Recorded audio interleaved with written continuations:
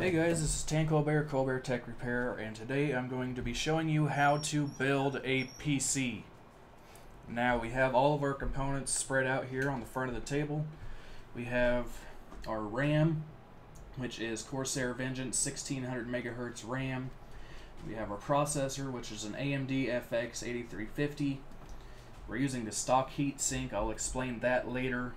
We are using the GeForce GTX 780 Superclocked Edition graphics card, a Seagate 500 gigabyte hard drive, and a 850 watt Thermaltake power supply.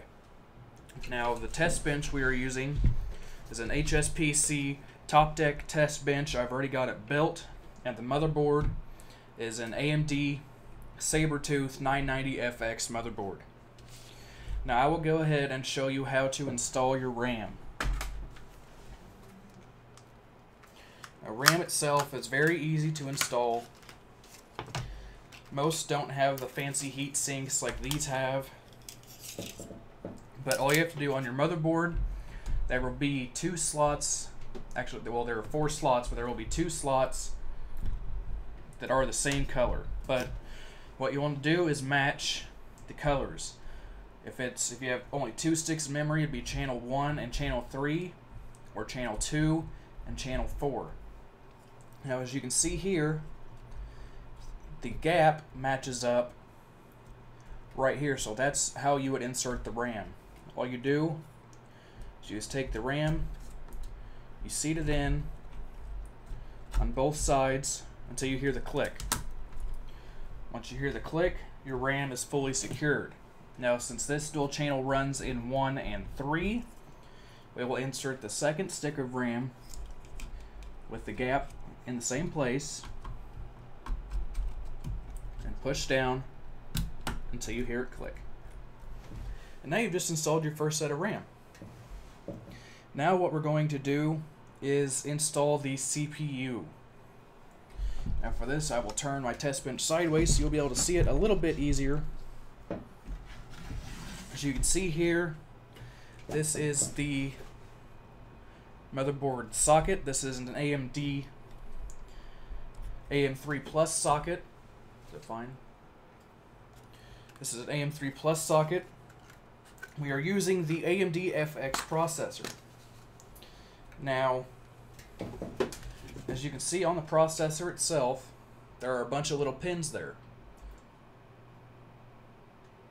You have to make sure you do not touch them pins. If you bend a pin, your CPU is ruined.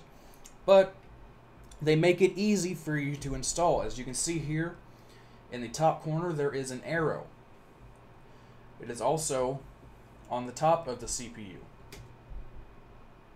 There's an arrow right here. And there will also be an arrow on the socket itself, which is right here in the top left corner.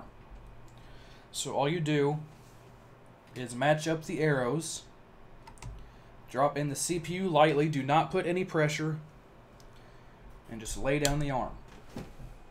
And there you go. That's all you have to do to install your CPU. Now, afterwards, you probably, if you have any fingerprints on the top, you probably want to take some rubbing alcohol to wipe down the CPU just to make sure that everything is fine.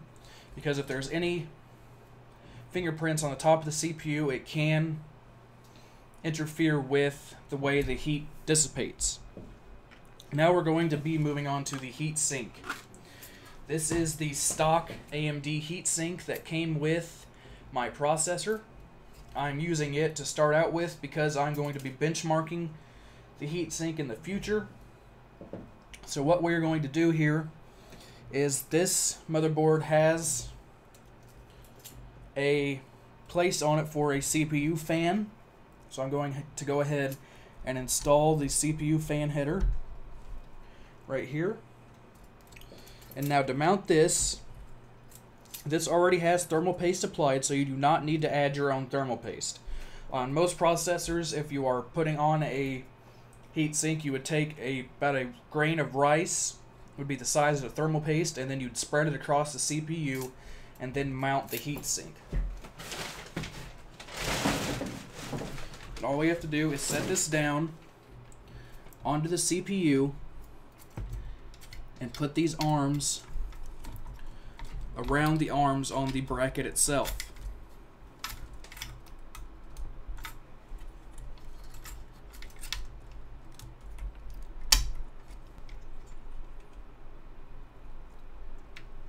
Then you just tighten it all the way down and secure it in place. As you can see, it is not moving. It is completely secured in place. This is with this heatsink only. Other heat sinks will be different to install. AMD has a very easy mounting mechanism. With Intel, most of the time you have to install a back plate and have 4 screws that protrude out. But with this, it makes it easy. And then once you want to remove it, you just have to flip the switch, and you can remove it easily that way. Now, from here, we will move on to mounting the graphics card. Now, on this particular board, since this is a test bench, there are no rear expansion slots. So what we use here is this acrylic bar. And what it's used for is to secure the graphics card in place on your test bench. So when you are mounting your graphics card, it will always mount with the rear display ports facing out of the back of the case. Go ahead and remove these plugs here because I will be using this. You can see here we have your PCI lanes. Now on most motherboards, the first lane and the third lane are both 16 powered lanes, which means you can run 2 cards in SLI, or if you use AMD cards, you can run them in Crossfire. Here, since we're only running 1 card, we are going to run it in the first PCI lane. And all you have to do here is flip this switch up, place right into the hole there, and push it down until it snaps into place. And there you have a mounted graphics card. Now from here, what you would do is you would take your screws on your back plate of your computer and screw them in.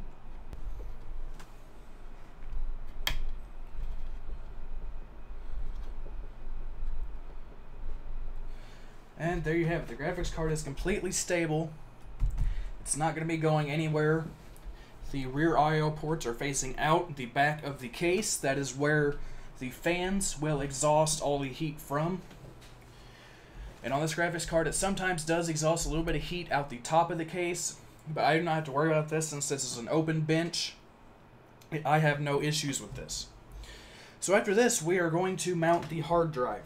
Now, to mount the hard drive on this particular workbench, it's very easy. As you can see, underneath here, there are these acrylic sliders. It's fine, it's not going to go anywhere. Underneath here, there are these acrylic sliders. All you have to do is take your hard drive and slide it into place, and there's a stopper on the back here to stop your hard drive from going anywhere. I wish they would include some rubber mounts in there to help secure it, but I don't have those, so I'm just working with what I have. Then you would take a SATA cable. In this case, they are 6 gigabit SATA cables, since this is what this board supports. You can see here there's a SATA port right there. Just plugs in just like this.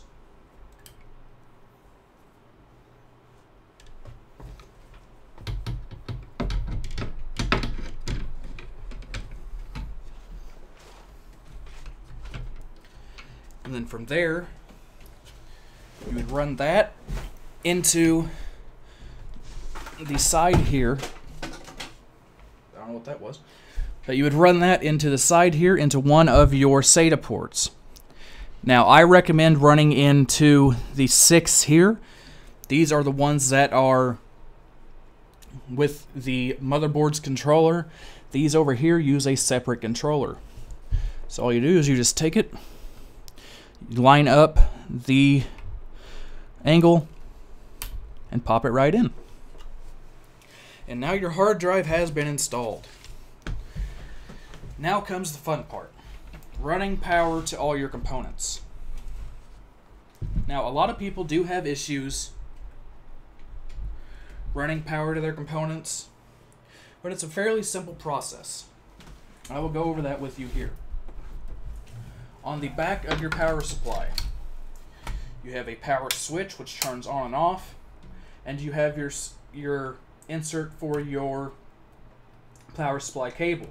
Now, on some older models, there is a switch back here that goes from 110 to 220. You want to make sure that is on 110 if you are using a 110 outlet, and 220 if you're on a 220 outlet. If not, you can blow up your power supply. Now here, I'm simply just going to mount my power supply down here on the bottom. Very simple. It just sits down here on this particular model. What we have here is your 24-pin supplemental power connector for your motherboard. And all you do with this is this plugs straight into your 24-pin here. Just like that, until it does not move around. And right here, we have your CPU power connectors. They are two 4-pin connectors. This motherboard has an 8-pin. This motherboard has an 8-pin power. So we just move right over here.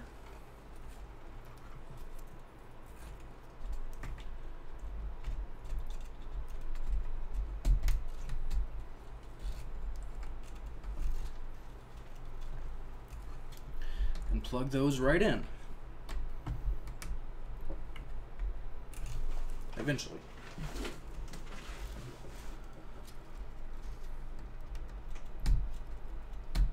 There we go. Now on this particular board, I'm not concerned about cable management at the moment. I'll get to that in the future. Now, you're probably wondering, how are we going to get power to my graphics card? Well, right here, I have a cable for that. This is what they call a PCIe power connector. It has the red, which goes into the power supply, as you can see down here. There are two red ports on the power supply. You just plug that into one of the red ports.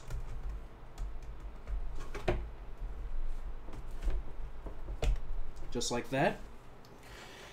And on this particular graphics card, it has one 8-pin and one 6-pin power leads. One 8-pin and one 6-pin. So what we would do here is you would just run your power from your power supply. You can do it any way you like, any way that feels good to you. I would just take my 1 6-pin right here, and then you'll notice that this has a 6-pin and 2 extra pins. But what you'll have to do here is run your 4 pins in and then connect these, your extra, separately, lining up with the power. So there you have it. Now you have all the power ran to your board. We have your graphics card powered up. Besides your hard drive still does need power. Now the hard drive installs power with these cables called, well, they're just SATA power cables. They use one 6-pin that goes into one of the black ports of the power supply, which we will put down here.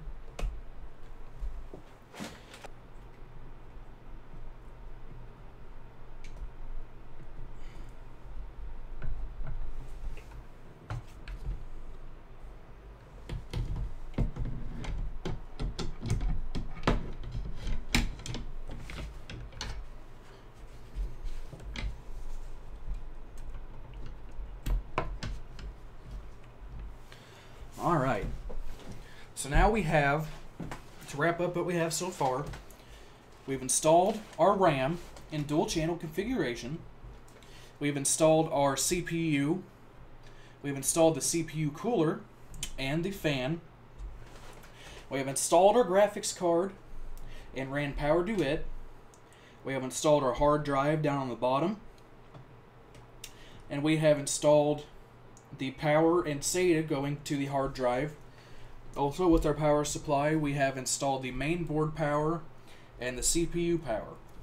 Now, if you are working on a real computer, up in the front here, you're probably wondering, well, what's all this crap up here? Well, up here is where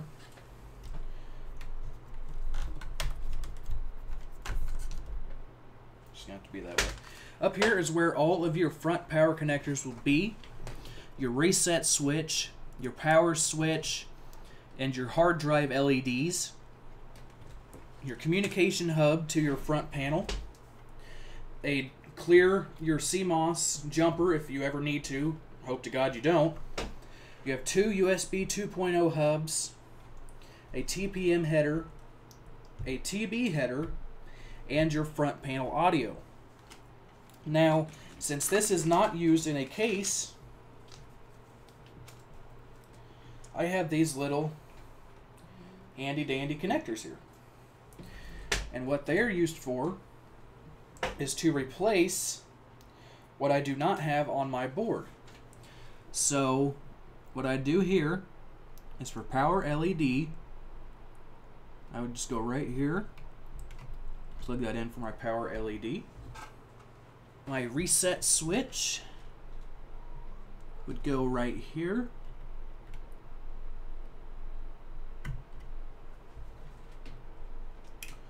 My power switch would go right next to it.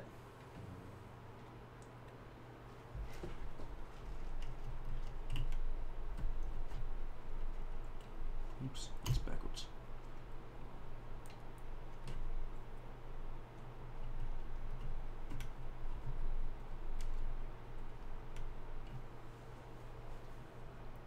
Alright guys, so I consulted the manual and I figured out how it all goes.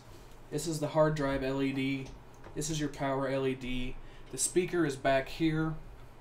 And this is your reset switch and your power switch. I'll give you guys just another general overview of the whole system itself. How everything looks. We have everything powered up. We have our CPU fans powered in. Our main board powered in. We have our CPU powered. And our hard drive powered. So, alright guys, well, I got everything set up for a test run to see if the computer will post. I have it ran into my monitor over here. I have my keyboard and mouse ran in, so I guess we'll hit the power button and see what happens.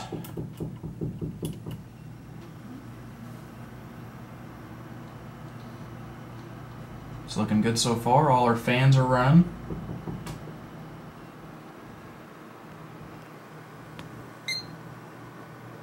We got a post beep.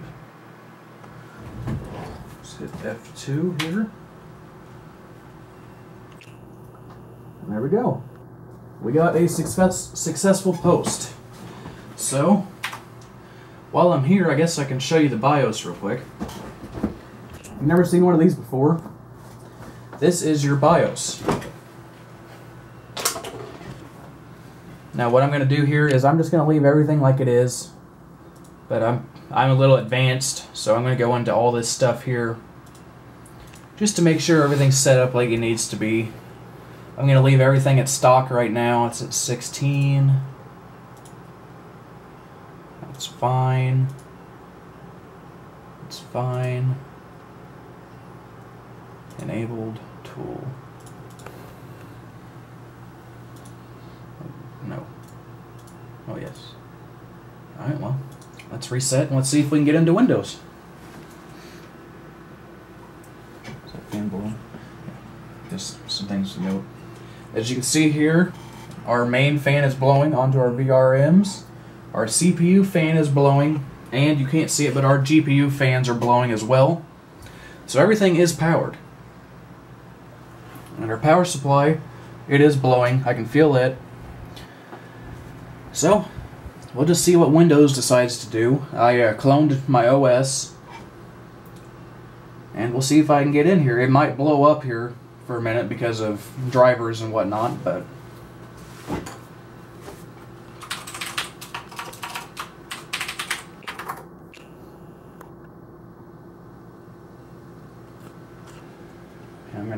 I'm gonna have to get an SSD to clone over. This is taking way too long.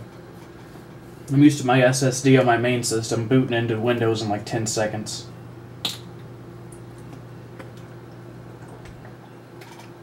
But I just had an extra 500 gigabyte drive laying around, so I figured I could just clone the OS over. It's pretty much the same parts as my old board was, so I'm just gonna have to do a bunch of driver updates, a bunch of BIOS updates. It should be good to go. Alright guys, well there you have it. We had our first successful boot with our test bench. This has been Tan Colbert with Colbert Tech Repair. If you guys have any questions, feel free to comment down in the comments section below. You can also find me on Twitter at TanColbert92, and you can find me on Facebook at facebook.com/ColbertTechRepair. I'll see you guys next time.